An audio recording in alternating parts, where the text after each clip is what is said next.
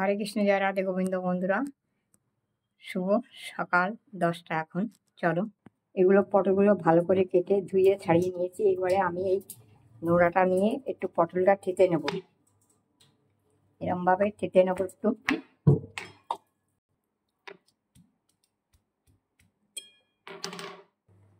দেখো, আমার সমস্তগুলো থেতো করা হয়ে গেছে নোড়া দিয়ে। এই যে এবার তুলে দিয়ে যাচ্ছে কড়াইতে।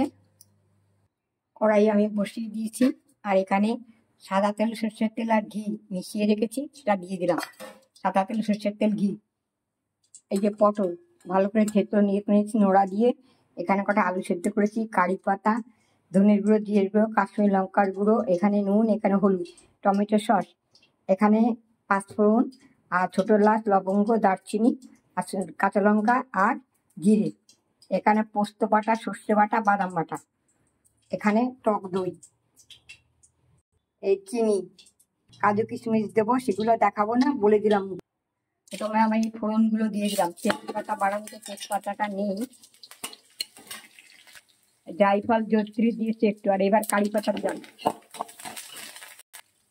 এবার এই থেতানো পটলগুলো দিয়ে দিলাম। এবারে নুন দিয়ে দেবো। ততক্ষণে আমি মশলাটা তৈরি করে নিচ্ছি। এর মধ্যে টক দই দিয়ে দিচ্ছি। পটলগুলো একটু ভালো করে তেলে ভেজে নেবো। ততক্ষণে আলুগুলো আমি একটু ম্যাশ করে নেবো ভালো করে হাত দিয়ে।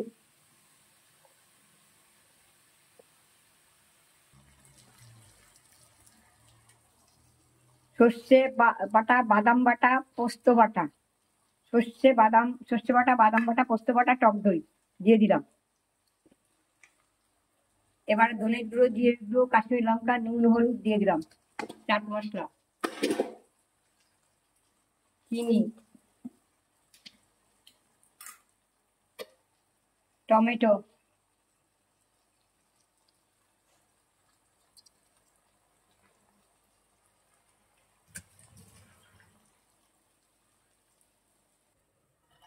থেতলো পটল। এবারে আলু ম্যাশ করা আলুটা দিয়ে দিলাম। এখানে মৌরি গুঁড়ো, জোয়ান গুঁড়ো আর ওই গোলমরিচ গুঁড়ো, মৌরি, জোয়ান আর গোলমরিচ এর গুঁড়ো দিয়ে দিলাম। এরপরে গরম মশলা দেবো, ভাজা মশলা দেবো, নামিয়ে দেবো।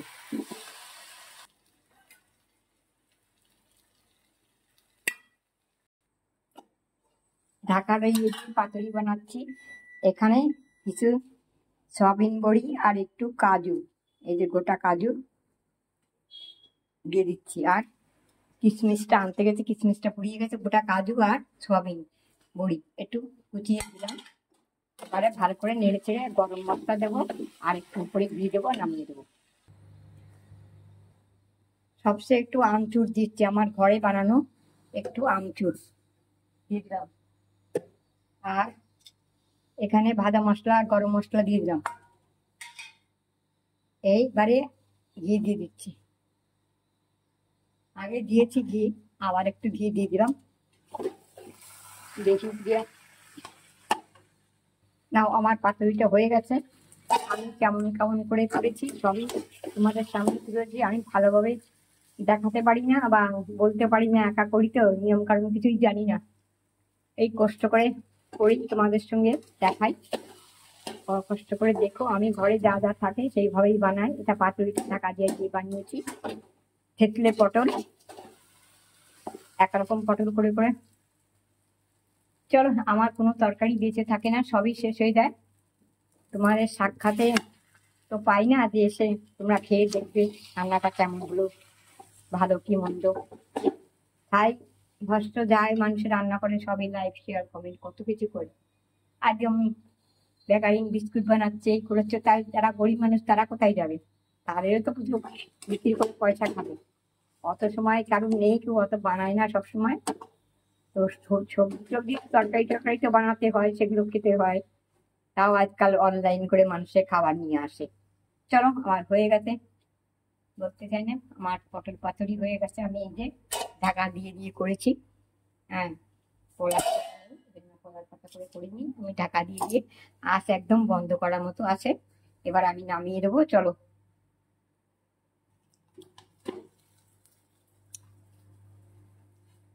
তারপরে কিশমিশ এনে একটু ভিজিয়ে ওর উপরে দিয়ে দেবো। নাও, সুন্দর আমারটা সোনামণিদের রেসিপি হয়ে গেছে। আজ শনিবার, নিরামিষ। তারপর দারুণ রেসিপিটা হয়ে গেছে। চলো, পটল পাতুরি সোনামণিদের জন্য। এর মধ্যে একটু ওপরে ধনেপাতা আবার কুচিয়ে ছড়িয়ে দেবো, সেটাকে কোচানো হয়নি। আর একটু কিশমিশ এনে আনতে গেছে, এনে ভিজিয়ে ওর উপরে দিয়ে দেবো। ওটা অবশেষ না দিলেও চলে, কাজু দিয়ে দিয়েছি। চলো, হরে কৃষ্ণ, জয় রাধে গোবিন্দ। কষ্ট করে হোক ভিডিওটা দিকেও একটু বড় হয়ে যায়, আমি ছোট করতে পারবো। যতই ছোট মনে করি হয় না, বললাম তো আমি আনাড়ি, একদম কিছুই পারি না। মানুষের যাই ছাতা মাথা যা পারছে করছে রান্না করতে, তাতে কত লাইক শেয়ার কমেন্ট করছে। আমরা এত যত্ন করে কষ্ট করে বয়স্ক মানুষ একা একাতে করি। দেখে যারা আমায় ভালোবাসা, আমার ভিডিও দেখো, তাদের জন্য আমার অনেক অনেক ভালোবাসা। চলো, টাটা।